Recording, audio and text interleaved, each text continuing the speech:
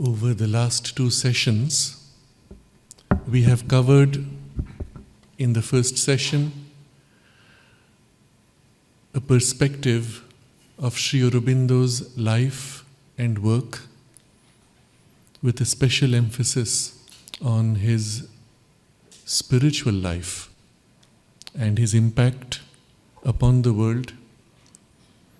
And it should be obvious that he stands as one of the most extraordinary beings in human history, and in time this will become more and more obvious because we are still too close to the event of his incarnation to be able to fully realize the impact that he has had.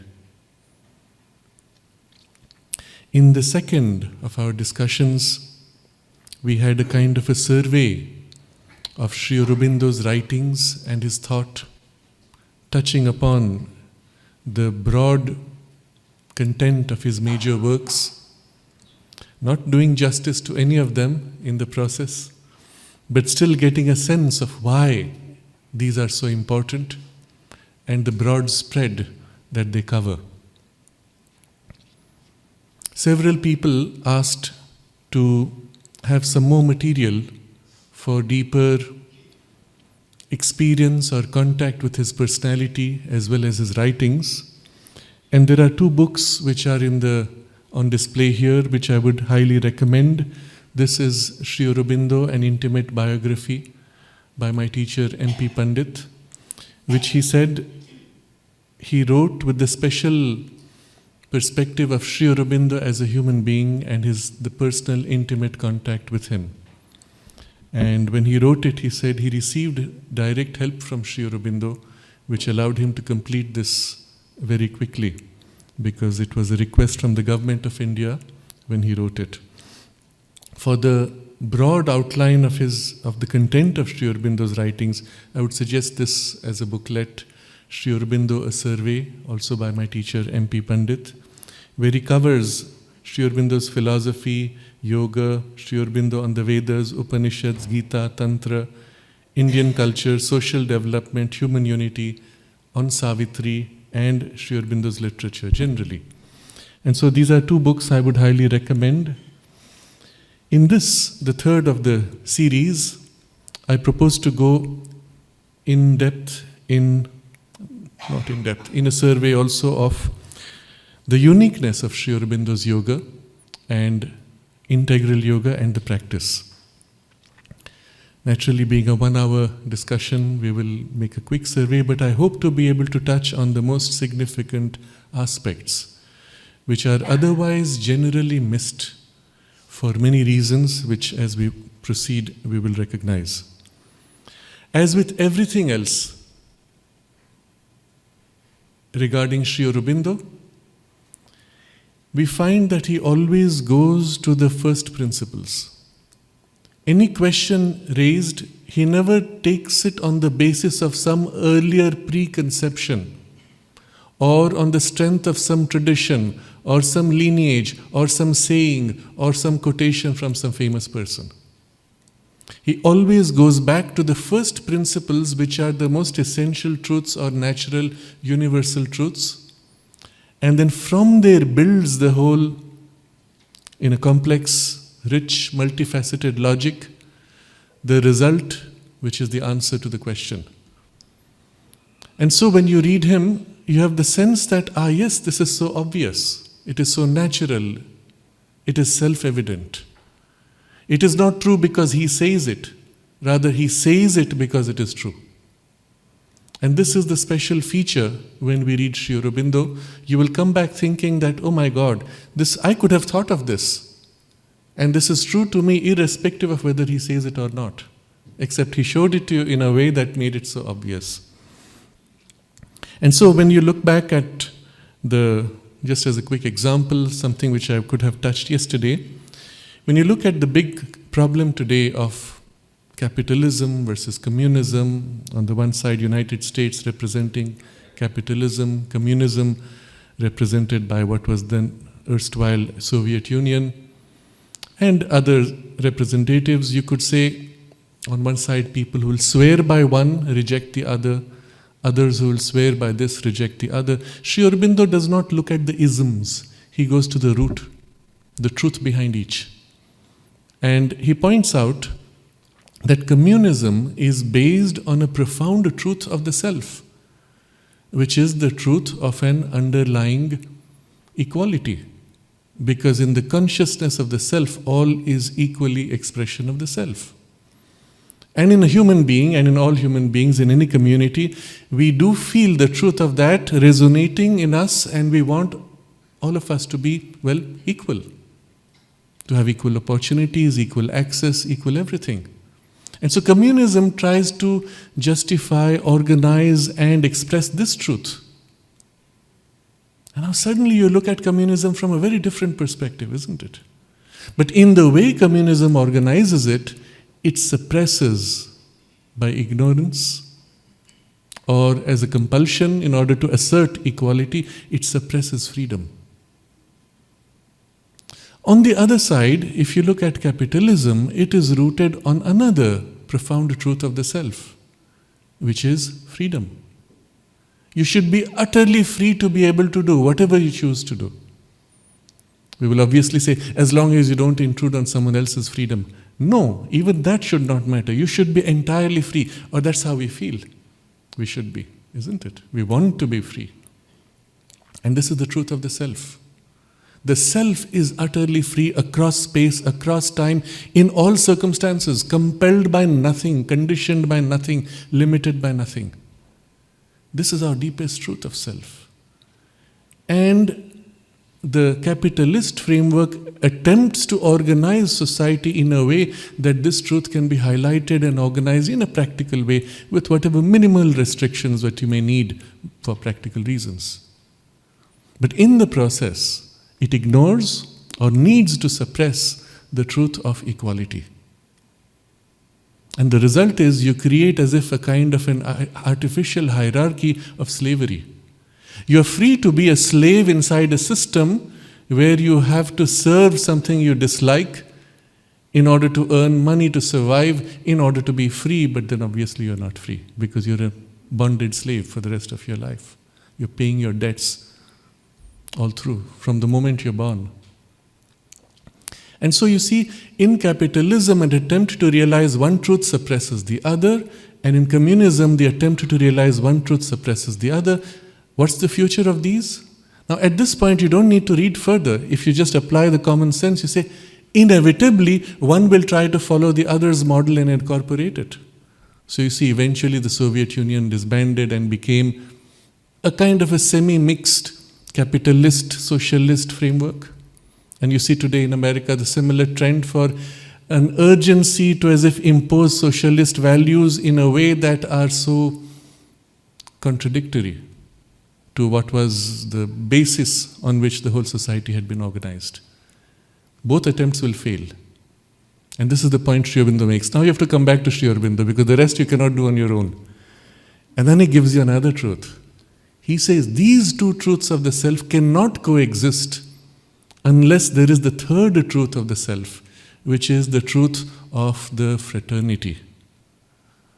That we are one family, we are all equally children of the divine or expressions of the same one self, and therefore this underlying sense of oneness where I can look at you and say, you too are the same self in a different form, in a different expression, and we are one.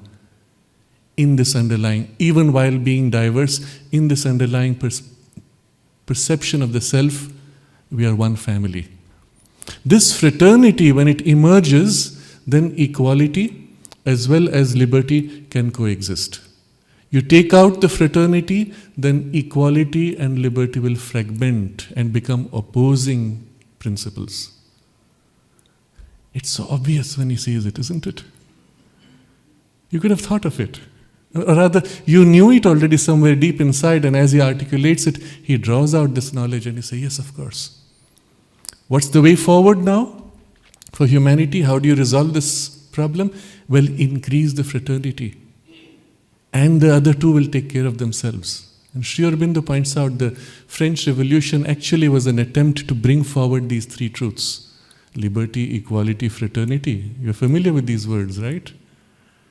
And in fact, he says it was the revolution itself was initiated as a result of a yogi in the Himalayas who dreamt of these three truths. And at that point, France was the most receptive space in which it could materialize and organize itself. But the receptive vehicle was not sufficiently ready, and therefore it went in that sequence: liberty, equality, fraternity. And he says it would have been far more effective if it had gone in the other sequence: fraternity, then liberty, and then equality. And so here's a very interesting insight upon which we have a solution, a practical solution on which we can attempt to organize things. That's where Aurobindo comes into the picture. Aurobindo is a space in which these two can be united on the basis of a deeper spiritual fraternity. Ignore the fraternity, let it recede into the background, and you have the chaos and confusion that, well, often pops up. Bring that back, and all the problems will be resolved. Well, it will apply equally to us, in our homes, in our families, in our communities, in the political space, economic space, everywhere. It's such a fundamental insight that now you can apply it everywhere in all circumstances. Well, I elaborated on this simply to give you an example of how Sri Aurobindo reveals truths. And if now the same approach is taken to the whole principle of the yoga, go back to first principles and rebuild from there the whole approach of yoga, of self-development, of conscious evolution and growth. What would that be like? And so this is what we're going to, in a summary form, explore now. So as a first step, I would ask this question: what is it that you seek to practice yoga or any spiritual practice for? What is the goal for your yoga? Because this changes everything. When you go back to first principles, it depends on what it is that you aim for. So somebody might say, and I've had very interesting conversations on this, somebody simply says, I just want peace of mind. Okay, that's very simple. You go back to first principles, you'll find something which is good enough. You don't need to go further. Somebody else will say, and I had this case of a young girl, she was I think 22, she said, I've been traveling all over the world, I've been to so many spiritual communities, and I don't think many of them were really spiritual, they were just social or other experiments. And she's still wondering, and I said, well, what are you looking for? And she had never asked herself that question. So she stopped, surprised, and then shook her head and said, the same thing as everyone. Okay, what is that? Finally, she said, enlightenment. I said, what do you mean by enlightenment? She had no answer. We heard this word several times this morning also, enlightenment.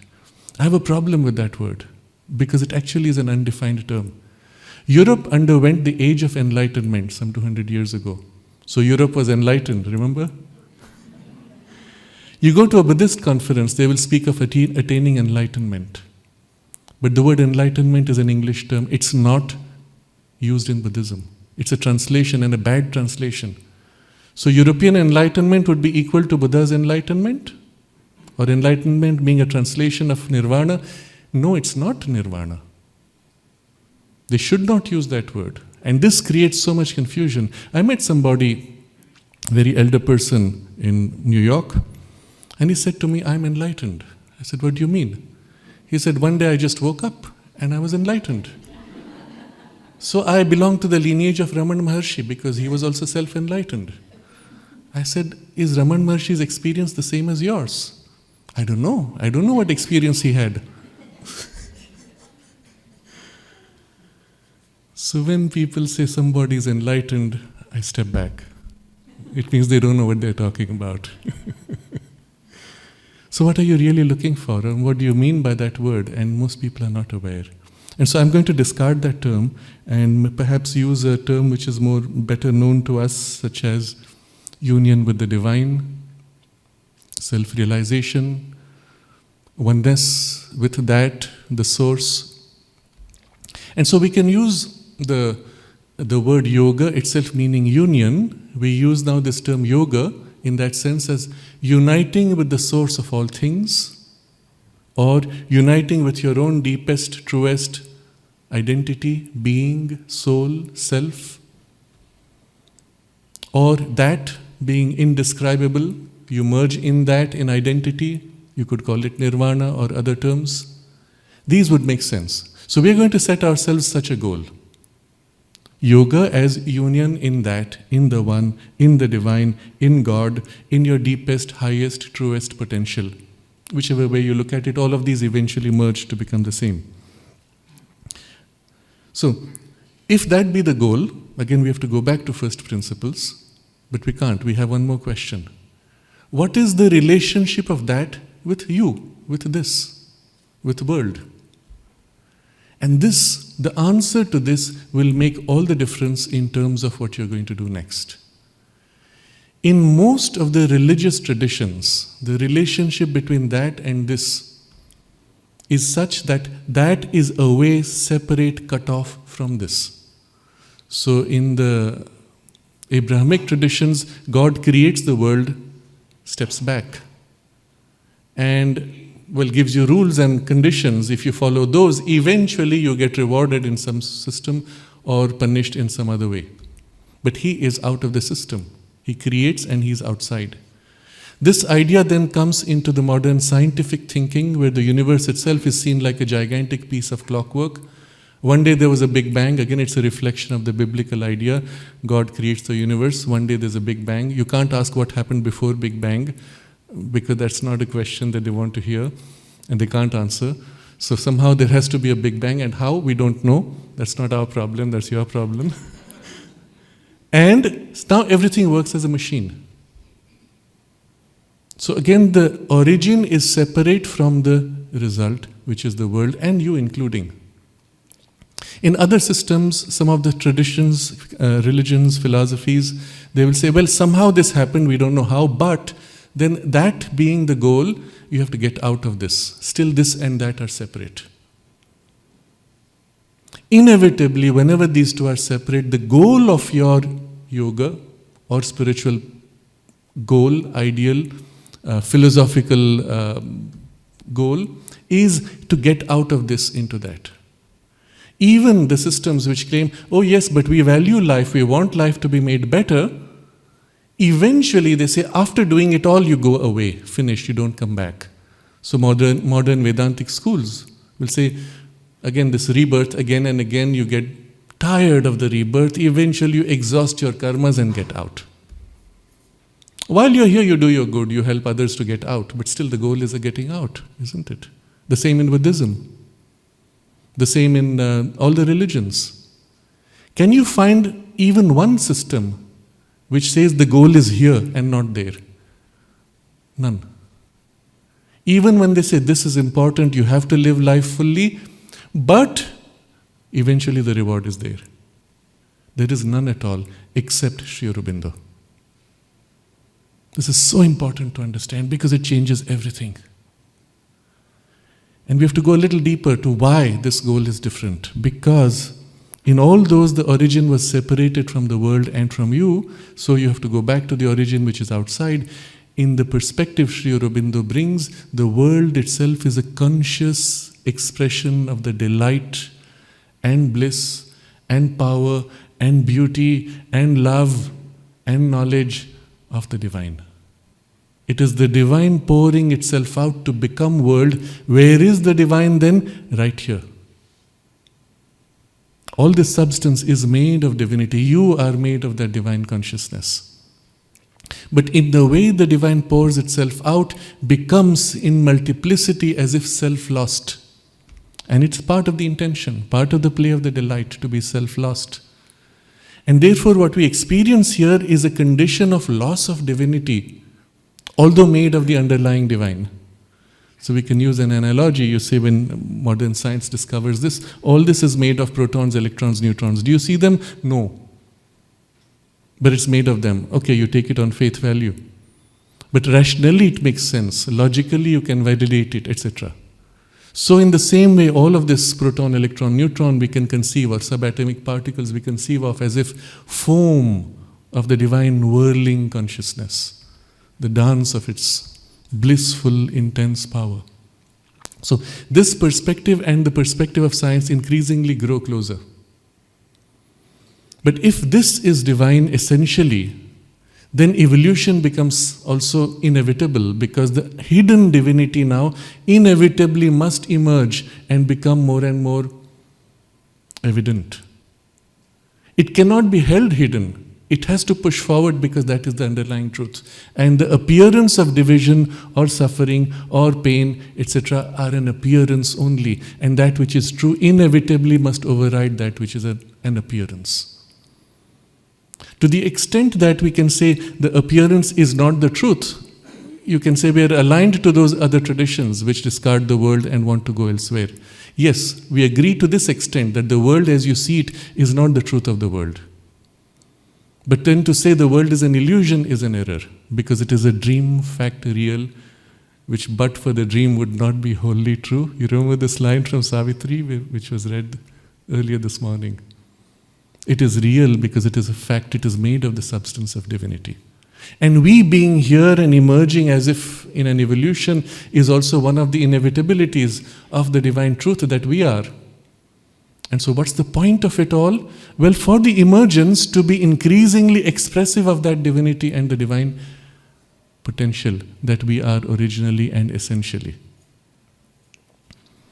Now suddenly the goal is not going there. Certainly the goal includes recovering that fully and consciously. But when you've got to that, still the goal was the reason for which we came here, which is to manifest and express that increasingly. And fulfill evolution, not withdraw from evolution, not cut or kill the mind or evolution. To make it divine, to make it complete, and lead it to its ultimate goal in the evolutionary movement itself. Now again, I'm going to highlight how important this is. Because the moment the goal has changed, the moment the relationship between that and this has changed so fundamentally, everything changes. Your highest purpose is fulfilled here. For fulfilling this, you may have to get to that as an intermediate step, and that's fine. But then with that, you come back here to fulfill this with a greater power. So that you may live in that consciousness which is your origin while working here and expressing it here and organizing it here. Now, if this becomes, we are going back to first principles, remember. If this becomes our goal, someone has already been doing it. Who's done it? What brought us to where we are? We will say nature's evolution. Nature's evolution is already doing what you want to do, right? So if you did nothing, eventually you would get there. Maybe, if you don't destroy yourself. But if you did nothing, eventually nature would push you. But what she has done, which is very interesting, is she has brought you to this point where she has woken you to the fact that this is why I'm here. Or that there is a deeper purpose and I still don't know what. And then I read something and, yeah, this makes sense, that makes sense. But now when I realize this, it says, yes, this resonates deeply. I'm here to fulfill this, to realize myself and to become a co-creator, participant, manifester of the divinity. And that satisfies deeply. But nature is already doing it. So what do? We don't have to do much. If we observe what nature is already doing, we can take her methods, her processes, and just speed it up. That's what we do in modern science and technology. You see the lightning, you see the spark when you rub plastic on silk. It makes a little spark, static electricity. If I take this, amplify it, concentrate it, yes, I can light a bulb. What did you do? You just took nature's existing process, concentrated and amplified, and you got this.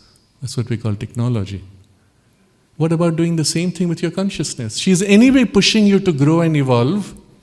Now I observe how she's doing it. I take that, intensify it, concentrate it, and I have a result of acceleration of my own evolution. And I am going against nothing because nature is already pushing me in that direction. Amazing, isn't it? Now I could, with this method of concentration and intensification of nature's methods, attain to 1,000 years of evolution in a single year, if I can make that concentration. And the concentration need not be 1,000-fold, because when you concentrate, the intensity of the spark is that much greater, geometric progression. You have to concentrate a little bit and the intensity is that much greater. So actually, when we start concentrating and intensifying nature's methods, we can attain to something far more rapidly, and everything in nature is helping you, nothing is against. Now here comes another very extraordinary and extremely important difference between all of the other systems of yoga, religion, philosophy, practice, self-development, whatever you may call, and this approach. Because in all of them, the goal being outside the system, everything inside the system is preventing you from reaching that. And therefore, let's take the more obvious form in which this appears in all the systems where the goal is an ascetic goal. You want to get out of life. What happens at that point? Everything in life is preventing you from getting out. Your consciousness, your ideals, your ideas, your thoughts are your enemy. So in many systems, make your mind silent so that you can kill your mind, get out of mind. Right? My desires, my loves, my attachments, all the wonderful things which I appreciate and like and enjoy, that's your enemy. Cut it, cut it, cut it, cut it, painfully. My body itself, which is full of these beautiful sensations and pain also, cut, make it numb. Kill it. But they don't say kill it directly, they say numb it to an extreme. So in some of the traditions, even enjoyment of the physical senses is so dangerous because it can attract you and bind you, preventing you from release. You see how painful the whole thing is. And therefore, in all those systems, the spiritual goal and the method of attaining to the goal is extremely painful, extremely long, extremely difficult, because everything is against you and all the time you're fighting. So when you read, when you hear these words, oh, spiritual life is very difficult. Oh, I'm going to do it after I retire. Oh my God, I don't want to deny myself my life enjoyment. Spirituality, ooh, not for me. All this comes from the ascetic paths. And for the reasons, going back to first principles, because the goal is away from this. And the goal is against everything that nature and evolution are pushing you towards. You see how important this is?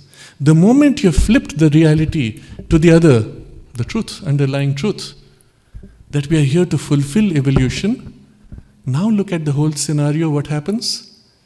Everything is there to help you to grow and fulfill evolution. What is against you? Nothing. Nothing except a little bit of inertia, a little bit of tiredness, a little bit of incapacity, which all represent insufficient evolution. Isn't it? So amplify your evolution, the tiredness goes away, the inertia goes away, the clarity grows, and everything becomes easier.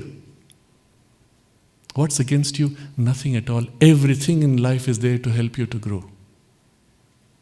You see how the nature of the practice and the nature of the experience of the yoga changes. Now what will you say? If I follow this method, then it becomes the most natural, the most easy, the most joyous, the most fulfilling as a spiritual path. Contrast this. It's the very opposite of the ascetic paths. And this takes time because we are so used to thinking in the ascetic mold. You read Sri Aurobindo, and I see this in 90% of the people. You've read Sri Aurobindo for years and you're still stuck in the ascetic mold and reading from inside the ascetic mold. People observe, yes, Sri Aurobindo recommends this practice, suggests this, and they approach it from inside the ascetic mold. You have to consciously break out of the ascetic mold and put yourself in, I will call this the affirmative approach. And it's not a mold anymore. Because the ascetic mold is with blinders. Not this, not this. It's a mold, therefore, limiting. This approach, affirmative, looks at the whole of life and embraces everything. It's not a mold. It's liberating. It's a perspective, you could say. So the affirmative vision, the affirmative perspective, the affirmative sense of life now suddenly changes the nature of the yoga and the practice itself.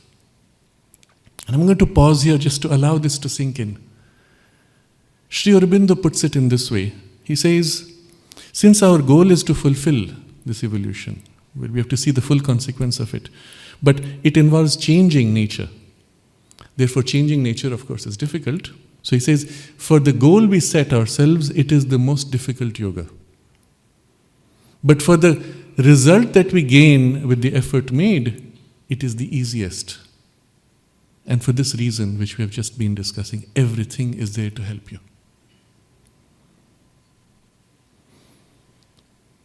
There is an unconscious ascending movement which Sri Aurobindo calls the subconscious yoga of nature. She's doing it, she's pushing you. You come into your own as a conscious being, you take charge, intensify, amplify, concentrate the same processes, and you become now conscious yoga of the individual effort. Except now there's another insight that he brings in. What in nature made it capable of bringing you to where you are? Because you look back at all the evolution, or just look at this one life. The way circumstances have nudged you, pushed you and helped you. Brought you in spite of yourself to where you are today, here and now, with this awareness. You cannot explain it away as random chance. You have to recognize through those circumstances some extraordinary intelligence and wisdom was working. Even just to build the human body as an evolutionary outcome involves such an extraordinary intelligence. You cannot but recognize, and all the stories about it being random processes of molecules falling into place to become living tissue doesn't make sense. Logically, rationally, even scientifically. There has to be an underlying principle and wisdom with a very clear intent pushing it forward. Now, what is that wisdom? Because you don't see it in the working of nature. It's hidden, it's concealed. And Sri Aurobindo brings us another insight. Behind the life process, which is now automatic, subconscious, unconscious, is this superconscious wisdom, knowledge, power, that is the divine Shakti, the divine energy, of which this material nature is only a superficial front which seems to be semi-conscious or unconscious, mechanical, seeming. So here is the subconscious yoga of nature pushing you. What do? You say thanks, but now I'm going to reach out to the greater power behind and invoke that to help directly.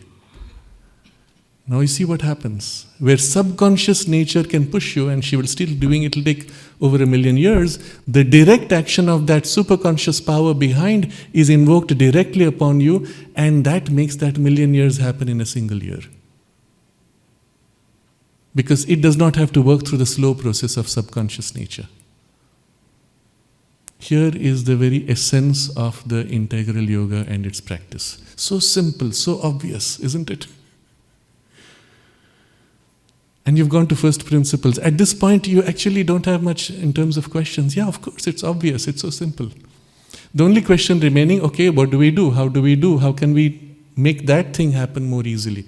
But even if you were not told anything else, you could basically go home and say, let me feel this deeper, invoke her, open myself to her, let her pour in me and shape me. That's what it comes to finally.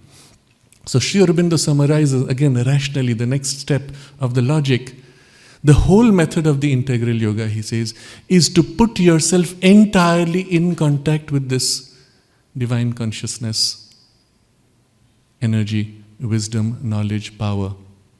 So we're going to, instead of repeating all these things, we were going to give one name to her because she is conscious energy with full wisdom and full power. It is the same energy which creates, manifests the whole universe from the origin.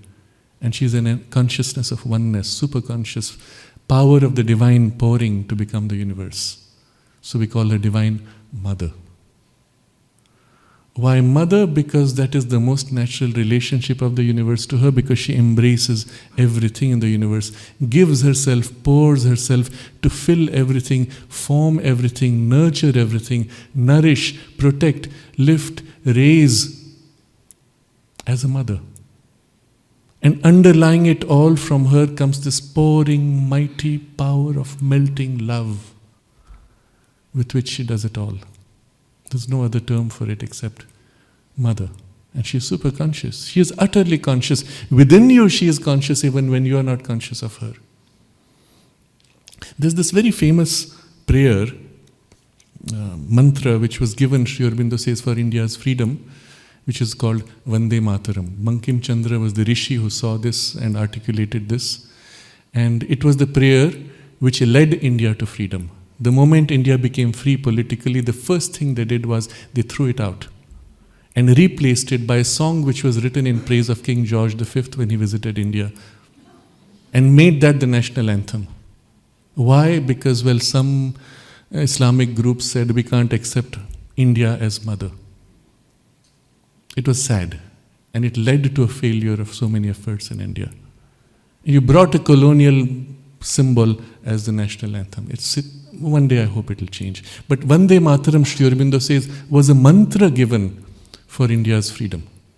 And in that mantra there are these lines which are so exceptional, where the chant is, in my arms, addressed to the Divine Mother, in my arms you are the strength, in my mind you are the knowledge, and in my heart, and in every heart, it is your temple in which I worship you. And in this you find the essence of the yoga practice also, isn't it? If you become conscious that within you is the Shakti and invoke her to now intensify and amplify her already present consciousness, it's not something new coming from outside. And you invoke her to amplify and intensify, well, she literally lifts you as she is doing indirectly but now directly, and leads to the result of the yoga. Now in this, the whole yoga has been encapsulated. We don't need to speak more except to elaborate on this. And we will do that also, which also Sri Aurobindo does based on first principles, and we will see what a brilliant framework and structure that he offers us for this, even in the practice. So the result of this approach now is that the integral yoga has three outstanding features. This is a phrase Sri Aurobindo uses. When this higher Shakti works, Shakti as in energy, conscious Divine Mother, works directly in us, bypassing the slow, unconscious process of evolution, lower nature. We can use even the term higher nature for this. Then there are three outstanding features of this working. The first, he says, is that she works multifacetedly. Therefore, the yogic process itself does not have a fixed sequence and structure. Unlike the specialized systems of yoga, where you are still in level 1. Level 1, you do this much. When you have completed this, you take up the next step. When you have completed that, you take the third step. And the problem is, your third step has no value unless you have done second step. But each system has different series of steps. But when the Divine Shakti works in you, the Divine Energy works in you to grow in your evolution, what does she do? She does not say, first I will build your right arm, then I'll build your left arm, then your right eye. She builds them all simultaneously. So because her working is multifaceted and simultaneous in all parts at the same time, we cannot say in the yoga you must do this first and that next. What you can say is, do all these, this will be easier at first. And when this is more or less completed, that will become more easy. But you still do it. So the nature of the practice itself, although there's a framework and we will see that, is that you do everything possible within the framework, and then depending on your nature, certain things are easier for you, for someone else other things are easy, and for someone else other things are easy. In a sense, effectively, it is a different path for each person in the detail. But in the framework, there's a common framework. Amazing, isn't it? Even to have formulated this is, on the one hand, so obvious, and on another side, you say, wow, what a genius. So this is the first outstanding feature of the integral yoga. The second outstanding feature is that there is no prior requirement. Unlike specialized paths, for example, in the bhakti movement, you will say, well, you have to have devotion, otherwise you can't do it. In the movement of knowledge, the path of knowledge, well, you must have an awareness and application of intelligence, otherwise you can't do it. In the path of divine works, you'll say, well, you must be a worker. I'm not a worker, I don't like to work. I just feel good in my heart. This path is not for you. Depending on the system and the method used by that system, there is a prerequisite that you have to fulfill to belong to that system. Whereas, because in the integral yoga, the goal is to take up the whole of your nature and intensify and divinize everything, it does not matter where you are. It does not matter what is your nature. You begin as you are where you are. No prior prerequisite or requirement. You begin from where you are, irrespective.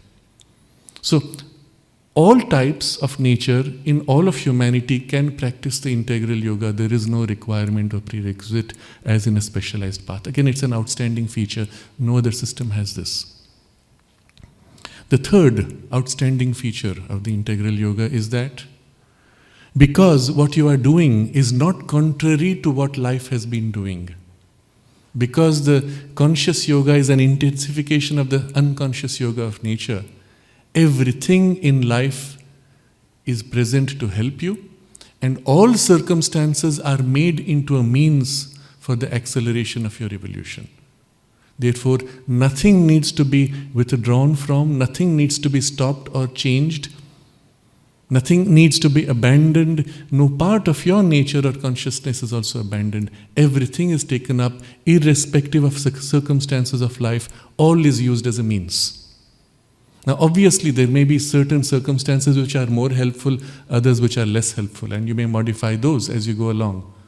But even the less helpful is still made a means and a help.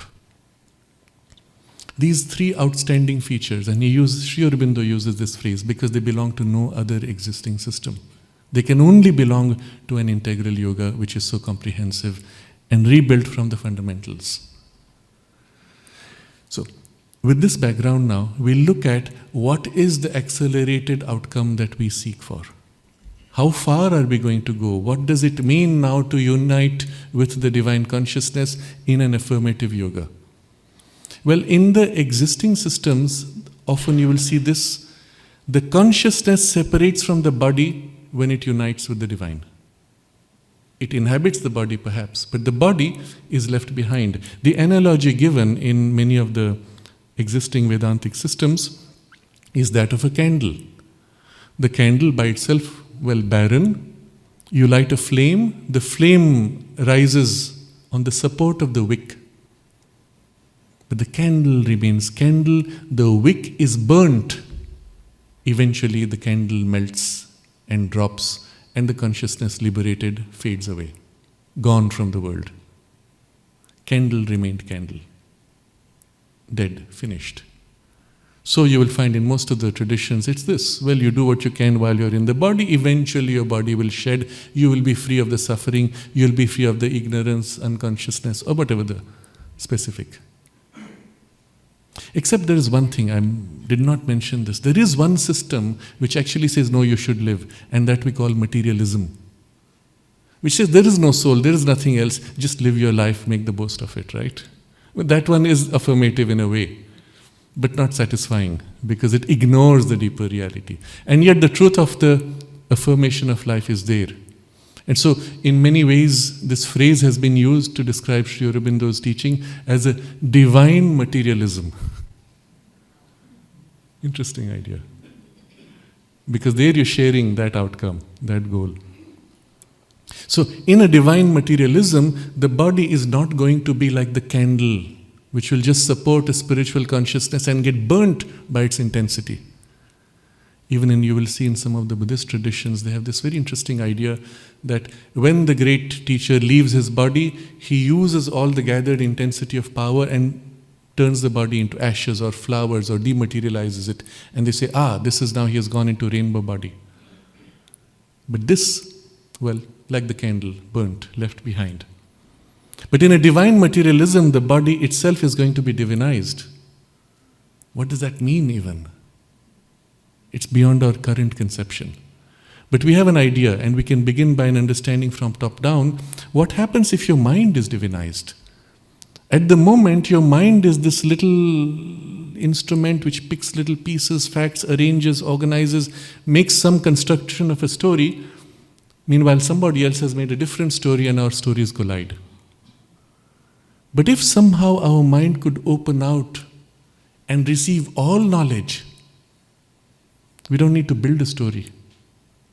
We look at this, somebody else looks at this, And even if we have a difference of approach, we can see the continuity in the whole and the complementarity, no collision, no contradiction. But for this, the mind would literally have to become an instrument of infinity, capable of embracing all knowledge. Is that even possible? Well, it's not possible if your brain is the cause of your mind. But if the mind is a separate consciousness, of which the brain is just a transmitter, then yes, it should be possible. There's a very interesting story, a movie, which is titled Lucy. I hope many of you have seen it. If you have not, do please see it. The storyline goes like this. There's this woman who gets exposed accidentally to some drugs which trigger the brain to now go into maximum mode. There's this belief in science that we use 10% of our brain. Now she ends up using 100% of our brain. But the chemical is burning up her brain. So before she completely burns out, she goes all over the place, she goes across time, literally spans the whole universe, experiences all knowledge, creates a gigantic machine to compress that knowledge, and at the end of the movie, I'm sorry, I'm revealing the end, this whole machine she's built up, which is made of her own body now, she puts out in a hand and offers to humanity one hard disk with all the knowledge gained now condensed into this hard disk.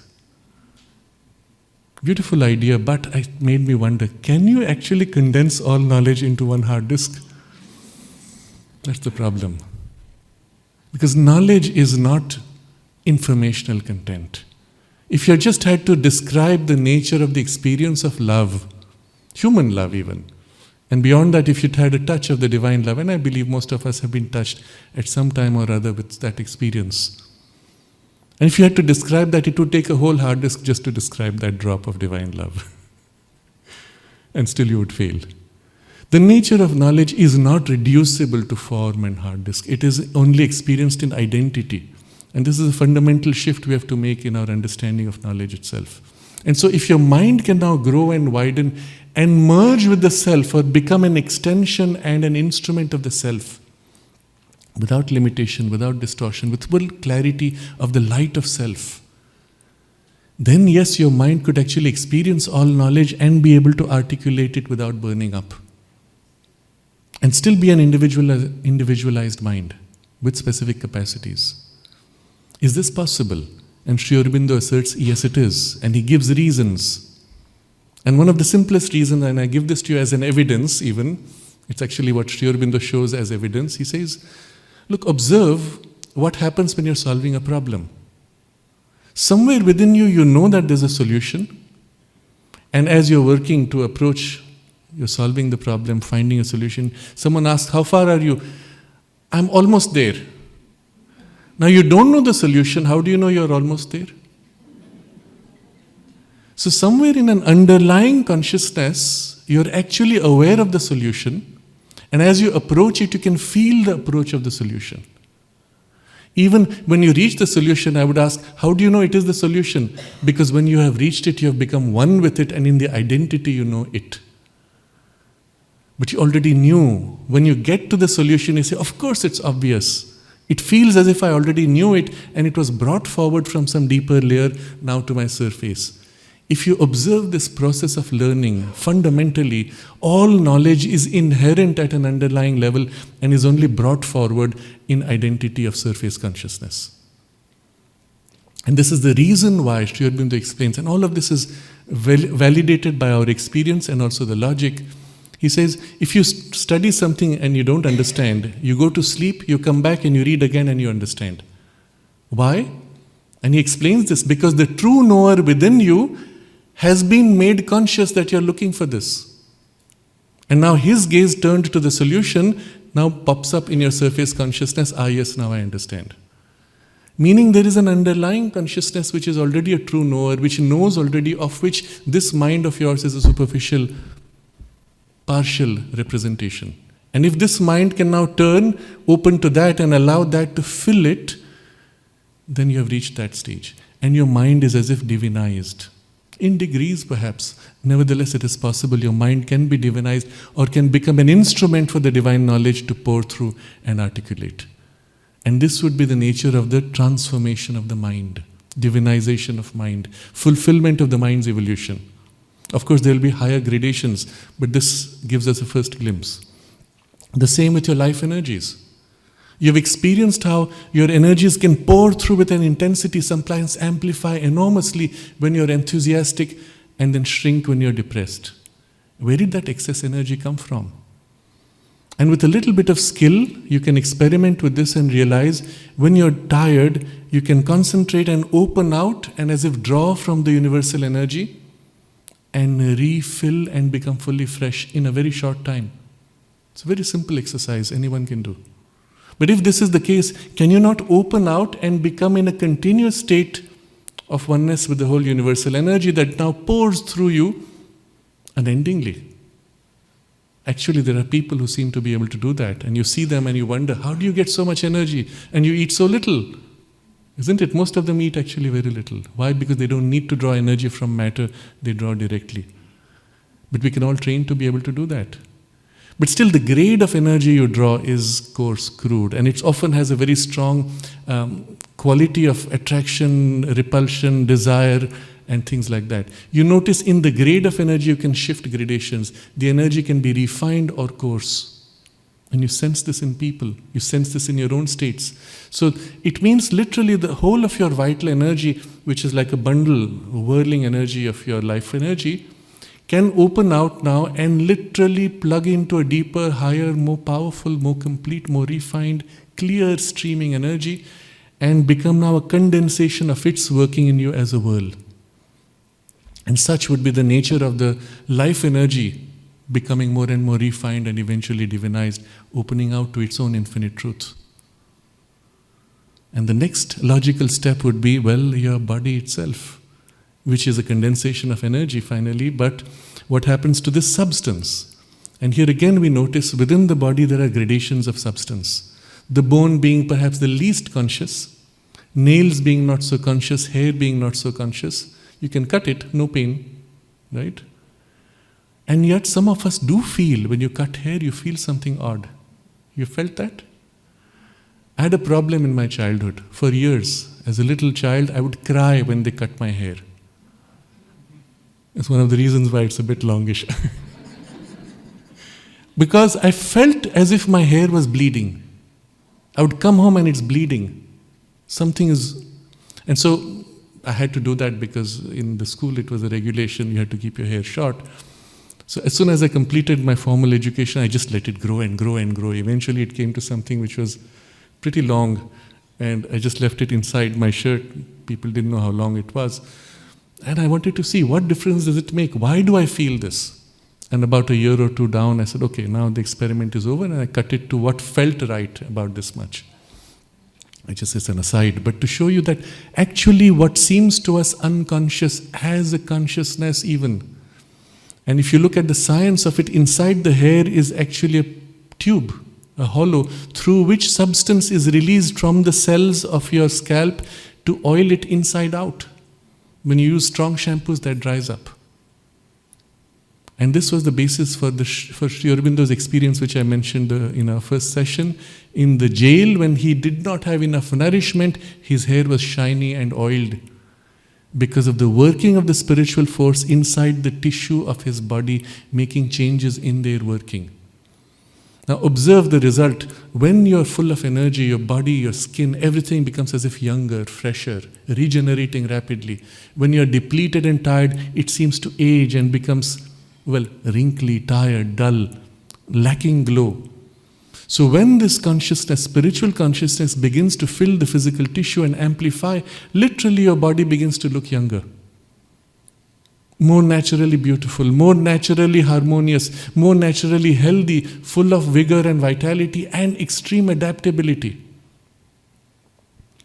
This was one of the phrases which struck me in one of the discussions this morning, when it was said that you have to come back to your poise of harmony. When you lose harmony, you fall sick, you come back to harmony. And it just made me wonder, why should you come back to harmony? Is harmony a very narrow pool? Can you not have harmony in a different poise? And so I'm just going to elaborate on this. When you say come back to balance, you're walking, you lose your balance, well, come back to balance. Your balance is a very narrow poise of the body. If you stretch too far on one side, you fall, topple over, right? But what happens to a gymnast? A gymnast can jump and do cartwheels and all kinds of things and not lose balance. Isn't that a superior state than being always bound to having to stand straight to maintain your balance? Like a stick? So can your health not become more elastic and supple and adaptable, that when your body is pushed to limits, not enough food, not enough vitamin B12, not enough vitamin D3, well, it can adapt and adjust and bring itself in a new balance, in a new rhythm, and adapt to the circumstances. Well, actually your body does that, but it does it over years.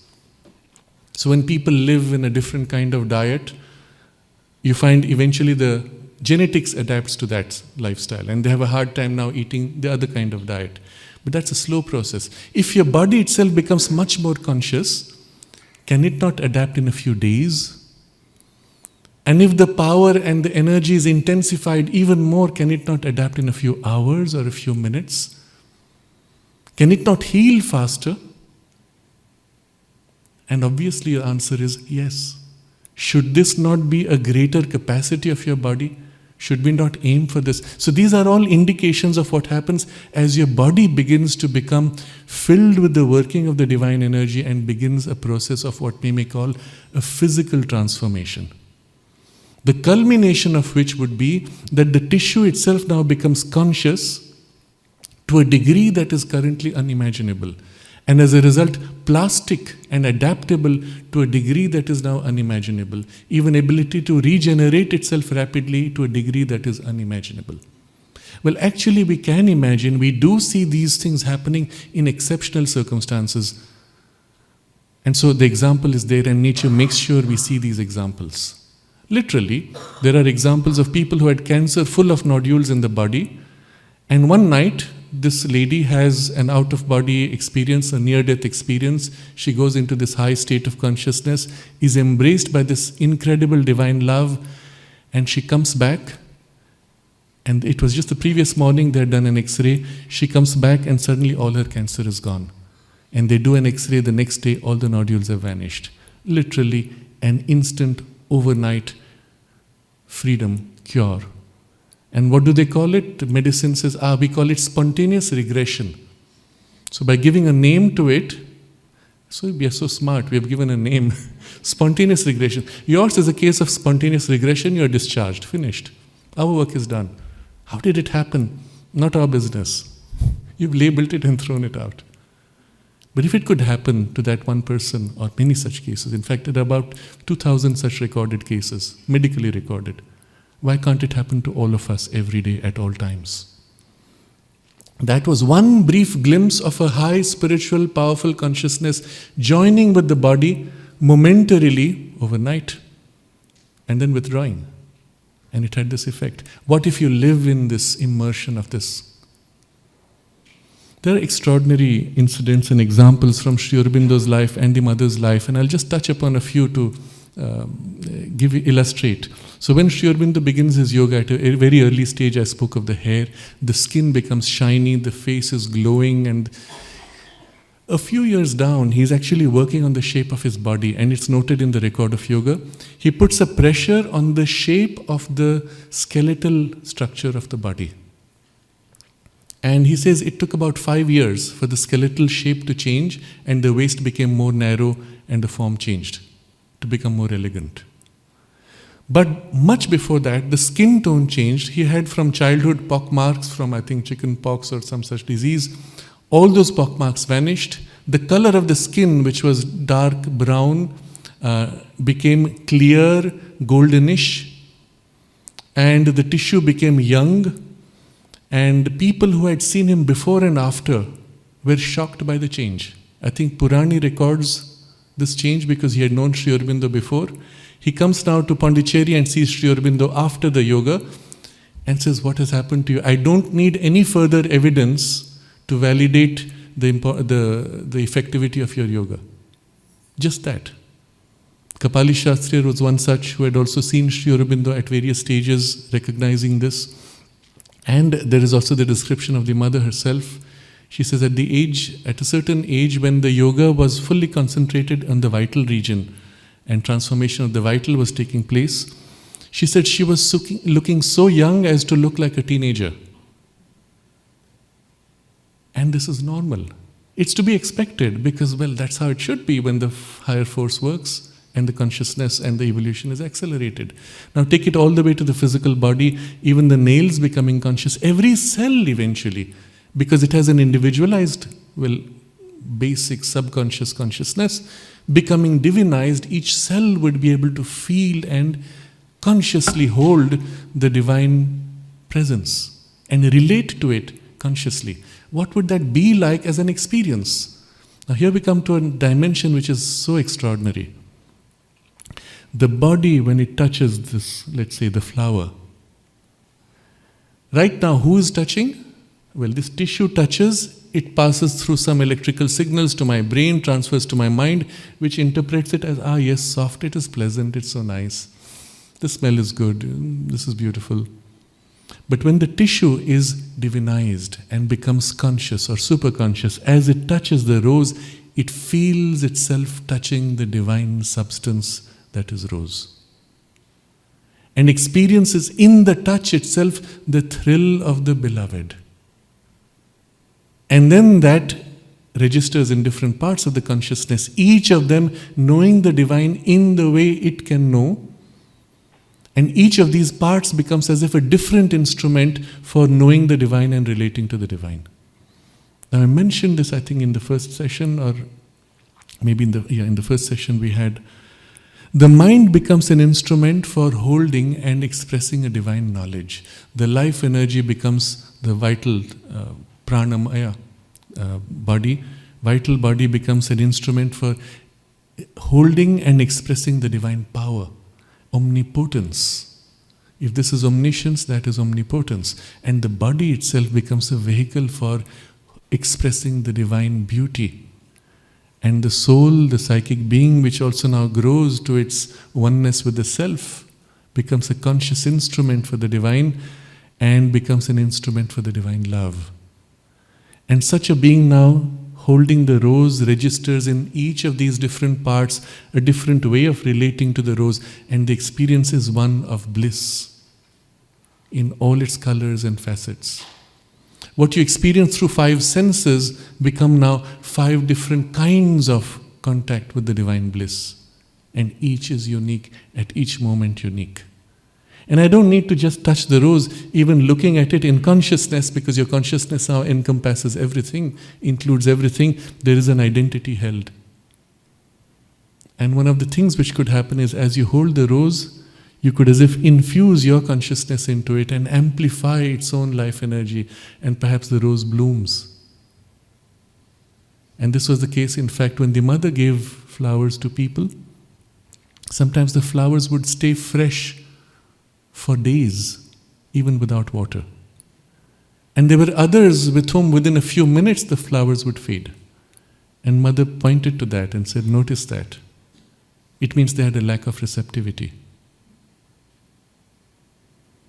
And now suddenly every single such event, interaction becomes significant of a deeper truth which is now being expressed through these interactions. So coming back to Sri Aurobindo's own body, he was able to change the shape, he was able to overcome illnesses of various kinds, and as I mentioned earlier, even to the point where he said he could drink poison and the body would either absorb it and make good use of it or reject it without getting poisoned or affected by it. And a stage was reached when even it was not possible for him to be affected by the circumstances. And he said there are only 2 conditions in which he would have to leave the body. One is either a choice he makes, the other is if it is shown to him that the work is not to be done this time. And that was it. There's a very interesting text which is written by Sri Aurobindo, where he analyzes his own horoscope. And it's fascinating because he actually describes how some of the symbols in the horoscope indicate such a possibility. And then he says, so what is the means of death? There is no means shown for death itself. And he comes to one analysis where he shows how there is the potential for a transformation. the person, the body itself undergoes a kind of a significant change. But that's obviously an insight that comes from an intuitive interpretation of the chart, which most people would not be able to do on their own. Nevertheless, it just shows that he foresaw this possibility, knew this, and it was intended to be the work. And in the mother's case, as you know, the work was taken so far that the body itself was supple enough to change form. It was a common experience for people meeting the mother several times a day, such as my teacher, MP Pandit. He would meet several times a day, sometimes because of the work.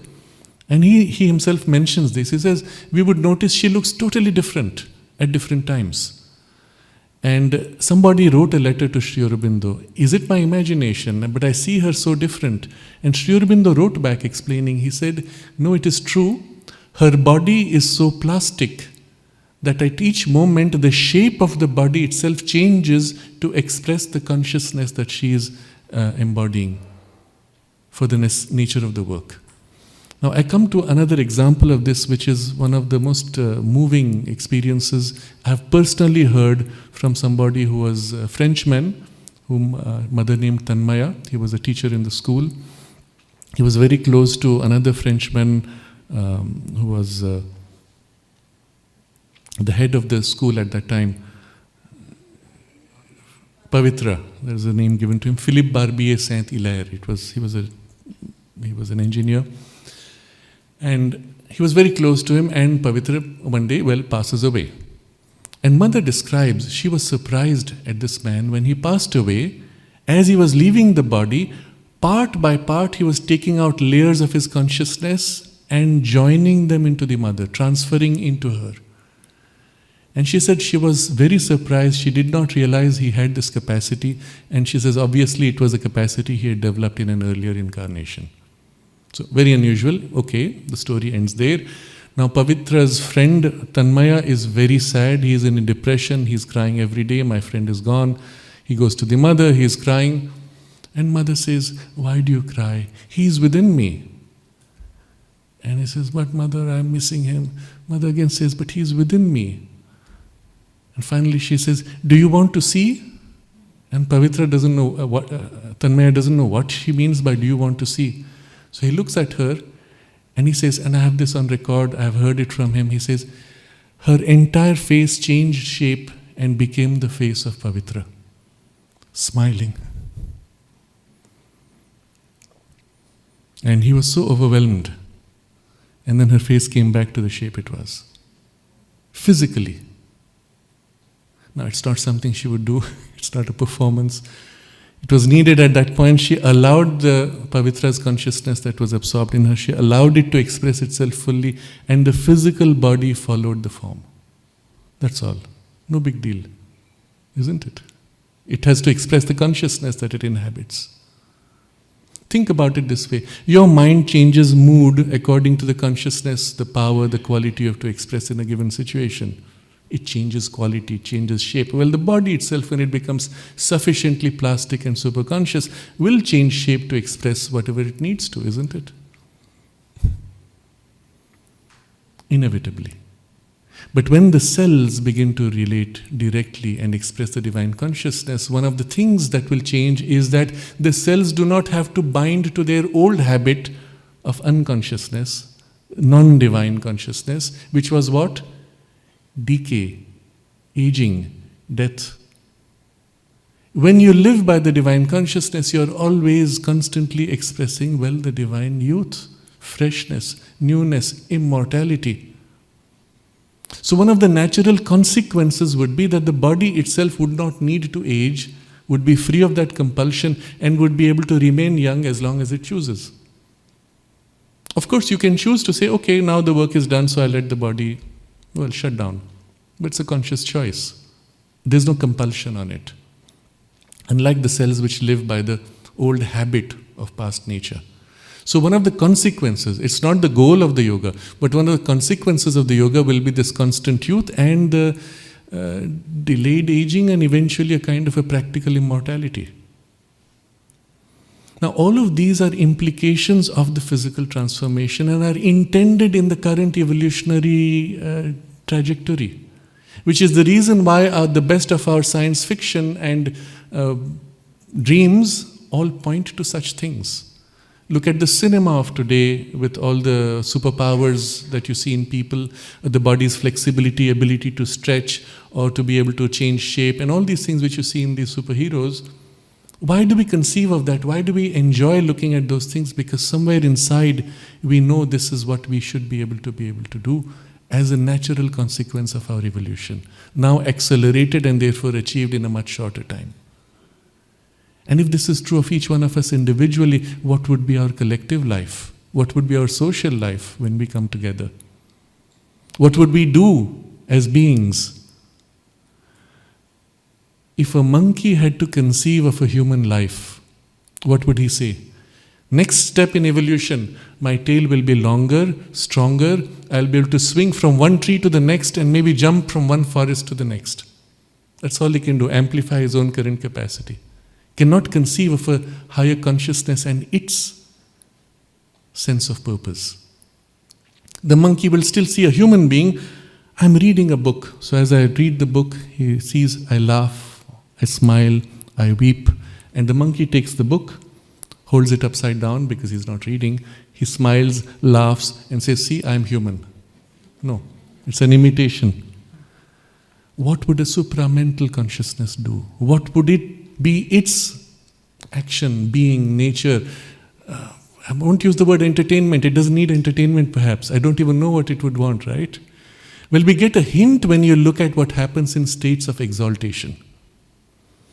Just being is such a blissful experience. And you've all had that at some time or other, isn't it? We've all touched it. Just being is such a blissful experience. I don't need to do anything, right? But when I do, it is this bliss that I will experience, that I will express.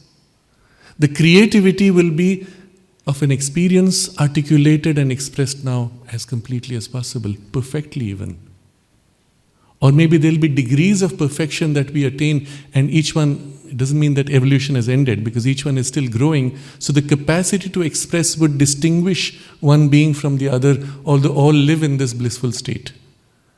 The capacity to articulate more complex expressions of the bliss, more completely, more perfectly, that would distinguish one artist from the next, isn't it? And since we also know each other more deeply because we live in a consciousness of the self, we feel others in ourselves, the ability to transmit an experience directly as telepathically would be natural, isn't it? And so it's difficult to conceive, but we would have a collective life which should be a life of a divine collectivity, a divine family, a divine sharing and expression. And this gives us a sense of the future collective way of being. There is this term in the yoga tradition we call Leela, as the divine play. But it is reduced in a very crude level today when they say, oh yes, all this is play of God. Yeah, very painful play. But the true sense of Leela we get here. That each one consciously expressing a delight and colors of delight, and together we co-create, share, even innovate and demonstrate or share our experiences in different ways. And perhaps engage with the plants and animals and the earth and shape these materials to be an expression of our creativity. If you could shape the flower and make it bloom, perhaps you could intervene and change it genetically or in consciousness to express a new quality. Perhaps you should be able to take a substance and mold it by the direct action of the force on it. You know, people under certain states of stress of higher consciousness can even bend metal. They can't do it in a normal state. But why not be able to do it consciously from this higher grade of consciousness and shape it, transmute materials and so on. So the direction of this speculative, but we have evidence to show that such things are possible. It shows us something so extraordinary as to be almost beyond conception, and a monkey can only glimpse the supramental beings and their play and what they would do. So I won't go further in this direction. Simply to say the body itself must be divinized and your entire being an expression of the divine consciousness. Such would be the culmination or the goal of the integral transformation. Integral because it takes up all the parts, fulfills the urge of evolution in a divinization. If this be simply the transformation of substance and consciousness, Sri Aurobindo insists this is not enough. There has to be an integral realization of the divine. To know the divine in all aspects, not only its oneness, but in all powers, not only as love, not only as knowledge, not only as power, not only as beauty, but every different aspect, and even as in many traditions we have facets of the divine consciousness. To know it all, to know the divine in the way the divine knows itself, entirely, completely, in its diversity, in its oneness with the whole cosmos itself. Such would be the integral realization, and with it an integral liberation, our consciousness itself liberated from all limitations. Now, unfortunately, I've completed the time that we have, but I wanted to actually give the framework of the integral yoga. But I will say it in very quickly. There are 7, so to say, steps or parallel efforts of the integral yoga. In each of the 7, there are 4 sub-steps. And again, going back to first principles and rebuilding from there, the most important, the first obvious step would be what? If you are to change consciousness, to have a stability of equality. Because as long as you're in a state of attachment, interaction, binding, limitation, you are tied to circumstances. The first step you do is come to a consciousness which is completely equal. Now, interestingly, equality is a poise of the self.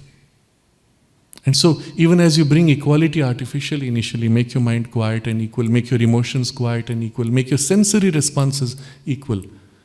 Okay, I just ate food and there was chili. Instead of going, ooh, ah, I say, okay, this is chili, it's on my tongue, it's not going to kill me, I'm fine. The tongue is burning. I take a poise in the body consciousness of an equality and wait for it to subside, or maybe assist it to subside. But from the poise of equality, I can intervene and even modify it. And there are experiments you can do. You can eat chili and suddenly you feel nothing. Oh, it's fun. Or the same state you change, you eat the same chili, oh, it's burning. But from equality, you can change the responses. So the first thing you do is in the mind and equality, in the emotions and equality, in the senses and the body consciousness, build this equality. And this automatically poises you to a state which is closer to the influence of the self. Now, this is the first step. In that there are 4 sub-steps. Remember, so there is equality, and into that peace. A deep peace which is the influence of the self. Either you feel within and it comes forward, or you feel it as a descent of a deep peace, and the peace amplifies and stabilizes the equality which you may have artificially built. And into that peace is a spontaneous contentment and even a joy which is unaffected despite the circumstances. If you see the sequence of these 4, again, it's inevitable. If you have the equality, the peace, contentment and joy of that part which is in an equality would be inevitable. And that becomes the basis around which you can organize everything else of your life. That's the basis in which you can turn to the divine and actively invoke and hold and contain the divine influence, presence, power, knowledge, light, love, etc. So the peace becomes literally the foundation. Someone mentioned truth, yes, but it's the first characteristic of the truth within you, or which allows the truth to come into you. So peace, equality, it's called samatha in Sanskrit, and the samatha quartet, in which there are these 4 steps. The next from that becomes, remember our goal is to grow into the divine consciousness, and the characteristic of the divine consciousness next is the fullness of the divine energy to flow in you. Because unless the full energy can flow, well, you can't really be transformed. So your capacity to receive the fullness and amplify what is already within you. Remember, the divine is already inside, in your strength, in your arms, wisdom, in your intelligence and so on. Well, become conscious and then allow it to amplify. What does it mean practically? Again, 4 steps. The first is you observe within you these qualities or characteristics, and the 4 soul powers. I don't go too much into them. The aspect of knowledge, power, harmony and perfection. The powers of the soul which flow out, and you as if amplify those or you amplify those which are natural to your temperament, your character, and begin to amplify, eventually the rest follow. So it's as if, as a result of this, your capacity as a person suddenly grows enormously. Into that, the second step is the same corresponding 4 powers relating to the divine 4 aspects of the Divine Mother. You're familiar with Maheshwari, Mahakali, Mahalakshmi, Mahasaraswati. But they are literally the cosmic workings corresponding to these 4 soul powers. They now begin to fill your soul powers and fill and amplify and lift. And now it's not just you, it is the cosmic power now using this as a base, amplifying enormously. The practical result of this is the same ordinary, simple individual becomes enormously powerful like an engine and can do so much more. You've seen people who have this capacity and you wonder how they can do it. They are rare. But each one of us can become as if more effective by this amplificatory process. And it's so simple. And the third step of that will be literally the qualities of the divine consciousness now growing. And the fourth step of this is beginning to rely on this more and more, giving yourself to it in a faith, in a deep conviction that a power greater than you can lift you, change you, shape you, transform you, and giving yourself in it. Faith, Shraddha. So this becomes the second quartet. The third now lifts your consciousness. All this is happening still in your human range, amplified by divine influence. The third step now lifts this into a diviner grade, as if all these powers now filled begin to lift, refine and grade themselves upward, and the higher levels of consciousness now open, and you rise as if in those higher states, but also those higher now fill and lift everything. So this is the Vijnana Chatushtaya, which is the supramental quartet. In this, of course, there are finer gradations of the mind. I'm giving a summary, and as I said, I'm not doing justification. In each of these, there are finer details. When you read Sri Aurobindo, you say, wow, wow, wow, so amazing. But, so there's the amplification of the knowledge, the amplification of the power to express from a higher consciousness, the amplification of the action which comes from a higher consciousness. All this would be part of just this rising in grade of consciousness. With it, as a consequence, comes the perception of that higher consciousness across space and time. Trikala Drishti, perception of past, present, future as a continuum. Because as you grow in consciousness, shift toward inner or higher, you can sense as if the future imminent tendencies. You can sense the influences of the past and the trends of these forces as they combine to make an outcome. And this now begins to become natural, clear, obvious. And with it, the amplification of the 8 siddhis. And the 8 siddhis, of which 2 are siddhis of perception, 2 are siddhis of action, influence, 3 are siddhis, 4 are siddhis of, 2 are siddhis of the body. And when you observe the siddhis, I would have liked to elaborate, but these are some amazing things, and we have Sri Aurobindo's example and the mother's example of this. I'll just give one example here. When you choose to think and put out a thought, the thought goes as a form. But the practical result of this form emerging from a deeper and higher consciousness and inclusive consciousness is that it touches other minds and influences them to catch those thoughts. Now this is happening all the time. We have literally hundreds of thoughts passing through. We catch what resonates with us. But when there's a strong thought, literally a group of people can say, ah yes. And so the yogi sitting in the Himalaya can put out a thought and an entire civilization says, ah yes, what about this? You see? And so this influence of the thought goes out. There's the perception equally of the other people's thoughts and emotions, but also an action through the thoughts and action upon their emotions. And there's a third aspect to this, Ishita, Vashita and Aishwarya. So the third one is this, that literally when you choose for something to happen, you impress not people, not objects, you impress the trends in nature's energies. And you don't have to do anything else. Nature now does the rest. She nudges the animals, people, etc. and makes the thing happen. This is the highest, the power of lordship. That's why it's called Aishwarya. It is the way the divine acts, and you become literally a miniature agency of the divine action, but through such a power.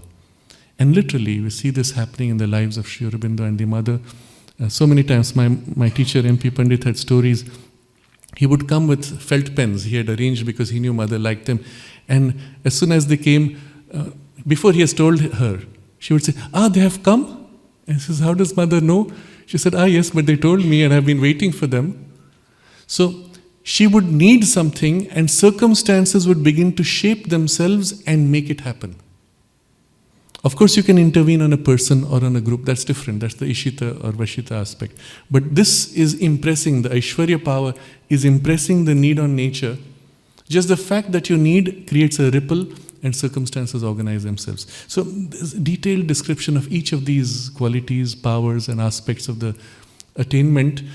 Since we don't have time, I won't go in detail. But for those of you who are interested, I have a whole series of explanation and elaboration of these things in my YouTube channel called Integral Studies. And I think from the Evenings with Shraddhalu series, which Narad started, number 82 onwards relate to the practice of the yoga, and perhaps number 86 or 87 relate to the structure and framework of the integral yoga. So I don't go further. I mean, all of this leads to a state of consciousness in which, and he uses the word samadhi, in which you can live and act upon multiple gradations of worlds. Because your consciousness has shifted up, those worlds are now accessible to you equally as the physical. And all this is the third gradation of Vijnana, the quartet of Vijnana. The fourth now brings all this down into the body. Very interesting. First he builds the consciousness, and then from this higher power you act on the physical consciousness to transform it.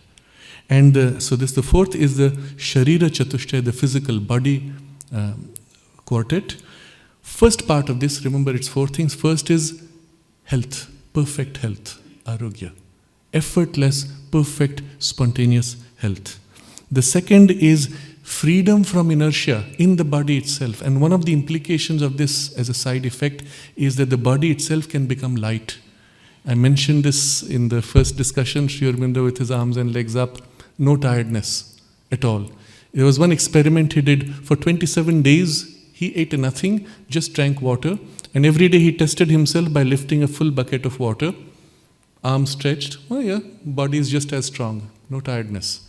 But the only thing he saw was the tissue was being lost gradually. And there had to be a way to replace the tissue. And he said at that point he had not found it. But with this, the body itself can become light. So another incident I'll share. When Kumud Ben was chosen by the mother to be her personal assistant, she was a young girl, I think 18 years old. Mother took her, showed her all the work. And then suddenly she turned to Kumud, and I've heard this from her. She turned to Kumud and said, "If I fall, can you lift me?" And before Kumud could reply, Mother said, I can make myself light as a feather or heavy as a stone. And in fact, she demonstrated this not only with her body, she could do this with objects. So there's another one incident I have to share. There was a package she wanted sent to the king of Nepal of books of Sri Aurobindo. They went and it came back saying the post office said, we have to split it into two, it's too heavy. And at that time, every little detail was important. People knew it. They came back to the mother and said they want to split it. Mother said, no, it has to go as a single package. Now imagine, you have to understand why. You're sending a spiritual force. And if you split that, it would mean the splitting in the country. These are not things one plays with. So she asked for the package to be brought. And it's just brought as it is packed. She says, place it before. She concentrates and then says, go and weigh it again. They go and it weighs exactly the amount permitted and the package is sent. Just that. Make myself light as a stone, light as a feather or heavy as a stone, but make any object light or heavy. But it's easy, it's natural again, and you can feel why. So this is Uttapana, and then Saundarya, beauty. The body itself becomes beautiful and harmonious. The shape, the tissue, the bone, everything, the hair, everything changes, spontaneously expressing a beauty, constant, permanent. And a beauty not merely physical, a divine beauty, a glow of as if a light of beauty. And you know what that means. It's difficult to describe, but you know what that means when you see someone glowing in beauty and then the same person having lost it. It's not just a physical thing, there's something much more subtle involved, but it is a physical siddhi. And finally, the body itself experiences in all senses, through all senses, the divine Ananda. I spoke of this before, so I don't elaborate. So these are the first 4 of the 7. The next 3, I will not elaborate, simply say they represent still more completion of this individual consciousness which was small, now plugging into the entire cosmos and engaging with, interacting with, living in a cosmic consciousness state. So number 5 becomes action from a cosmic consciousness. And I just say this as a summary. There are 4 parts to it. No, I will not go into details, but the point is this: it becomes a blissful action. You're a focal point living in a cosmic consciousness. You become literally a focal point for a cosmic action of the divine will. Number 5 is this perception of the oneness of the divine in all things, in its full multiplicity, which is one, the Brahman experience, but through, in all forms and in all knowledge, in all contact, and so on. You live in a consciousness in which the oneness that is all is felt and dealt with constantly. That is number 6. And number 7, which summarizes the whole movement, which is 4 stages, which is the nature of the yoga itself. First step, purification. Second step, liberation. Third step, the perfection. And fourth step, living in the beatitude that comes naturally from the perfection.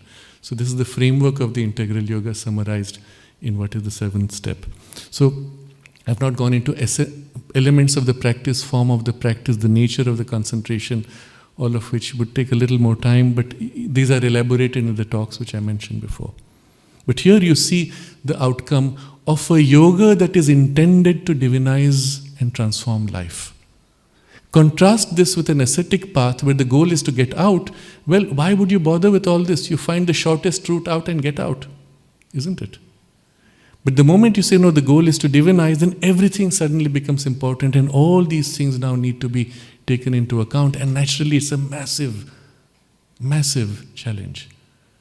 But because it does not rely on your strength, but relies on the action of the divine Shakti, now overtly and directly working, not secretly through the appearances of nature, overtly and directly working. And she is infinite, with an infinite capacity and power and wisdom and multifacetedness, which you could never do, even in the best of your capacity.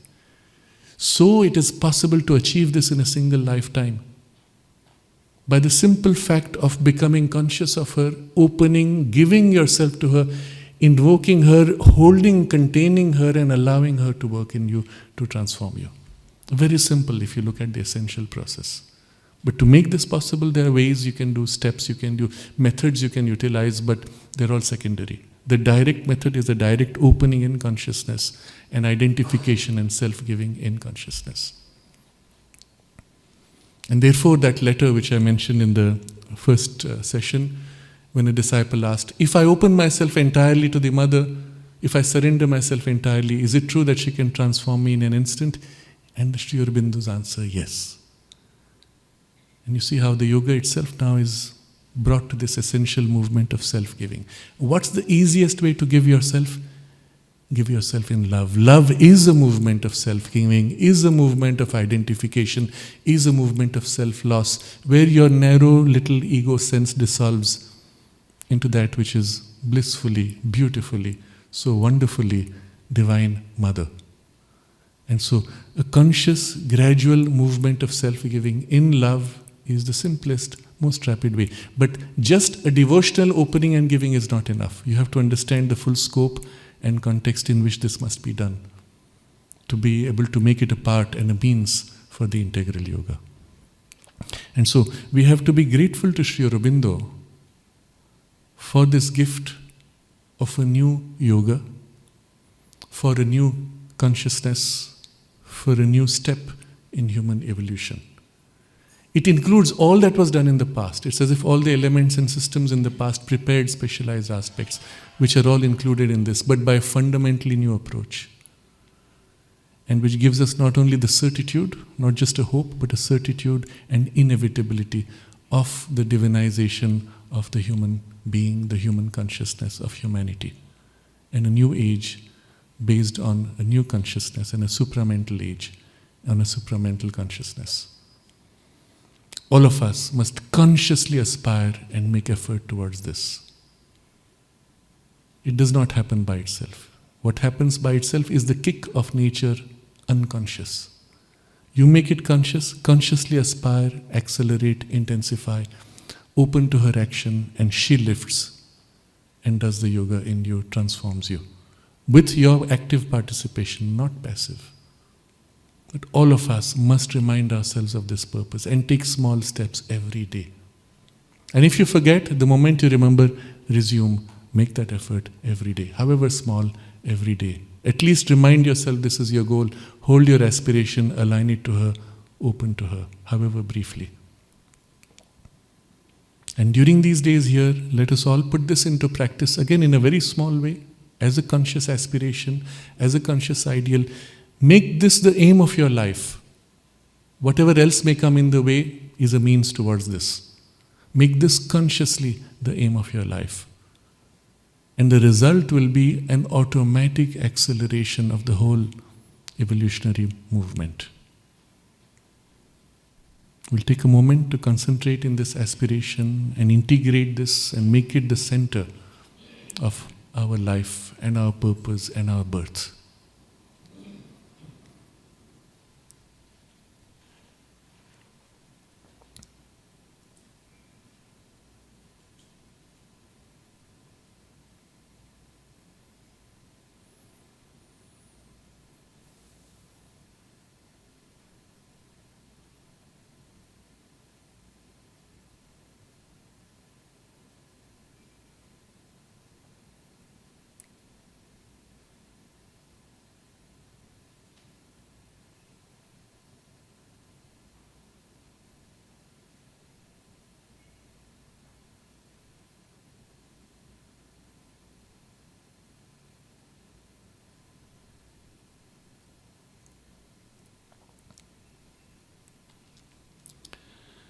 We can close with a collective chant of Om, unifying our aspirations.